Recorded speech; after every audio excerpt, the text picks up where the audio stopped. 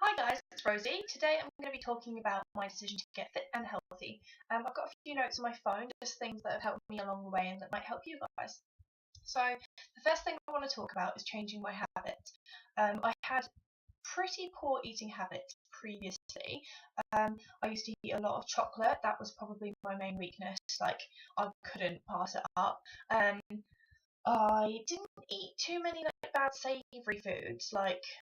I wasn't really into like sandwiches and things like that. So I wasn't really caught out there. But it really was just the sweet things. I've got a huge sweet tooth, so um, that's mostly where my weight gain came from, and obviously my lack of exercise. I never worked out, and if I did work out, like I was a member of the gym, but when I did work out, I was eating badly anyway, and you can't out exercise bad diets. So that was a big problem. I had like jars of sweets in my bedroom, um, and one of them was filled with like marshmallows, one with like lollipops and things like that, and one was the like strawberry strings.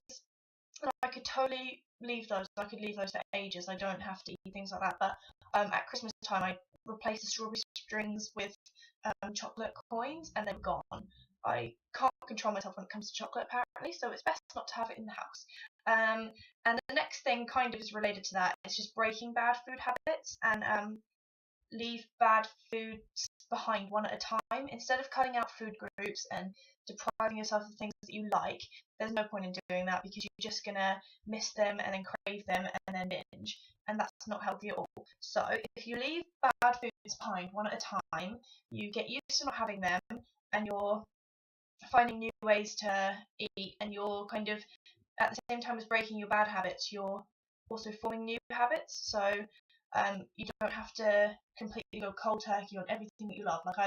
I'm not gonna never go without chocolate again because I literally can't imagine how bad that would be. Good for me, but bad for my mind. But yeah, so don't quit cold turkey on everything.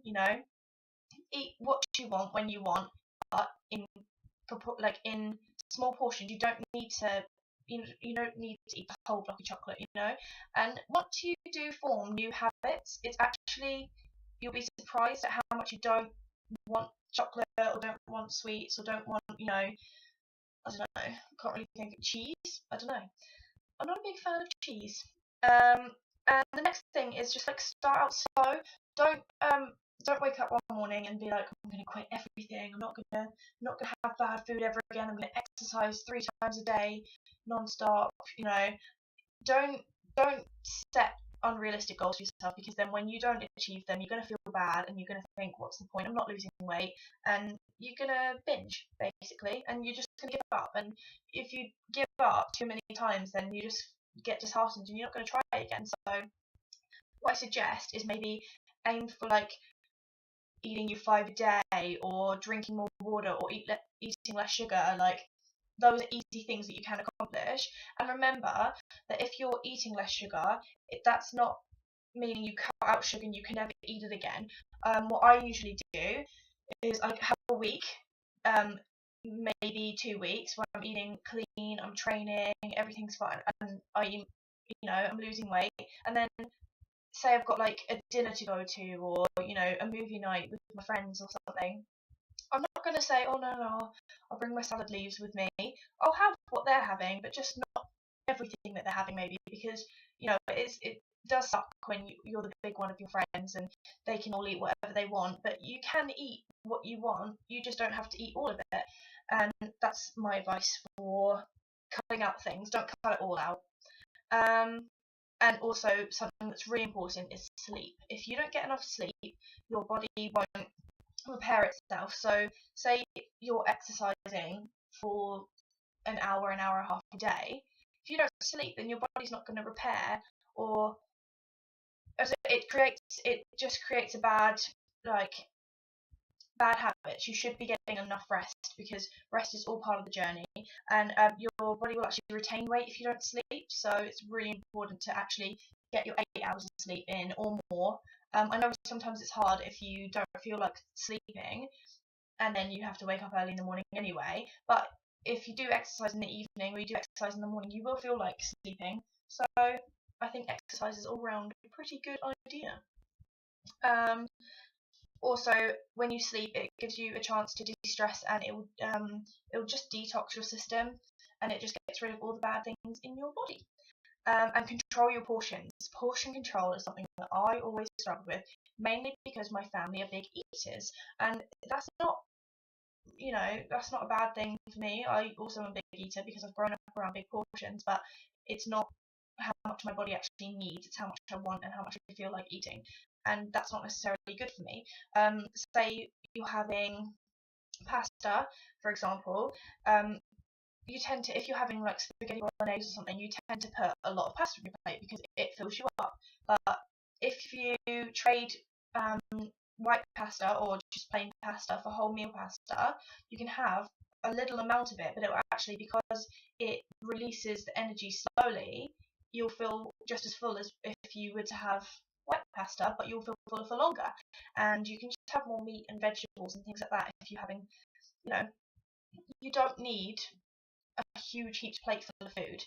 And if you are still hungry, put more vegetables on your plate. You don't need a lot of carbs. You don't need like 2 times the size of meat that you're supposed to have. It's not what your body needs. So eat according to your goals. Don't eat according to how much you want to eat, because your stomach actually over time will shrink. And if you eat a lot, once your stomach has shrunk, the next morning you'll wake up and you'll actually be really, really hungry because your stomach is stretched out of it again. So you just have to find what works for you.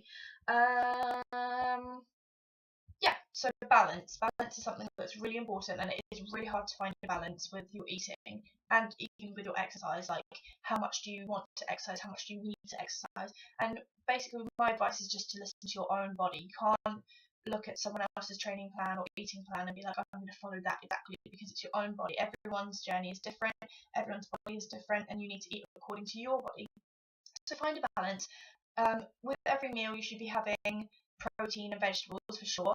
You should really be aiming to only have like a couple of complex carbohydrates a day, and just trade things like, you know, soda for water, and wholemeal things you should be eating instead of white things. Like white bread it's not putting any goodness inside you, so have brown bread or seeded bread or anything like that. And also, with the whole Diet Coke thing, you go out for dinner or you go out for lunch or just in your house in general, and you have Diet Coke because you're like, well, it's good for me.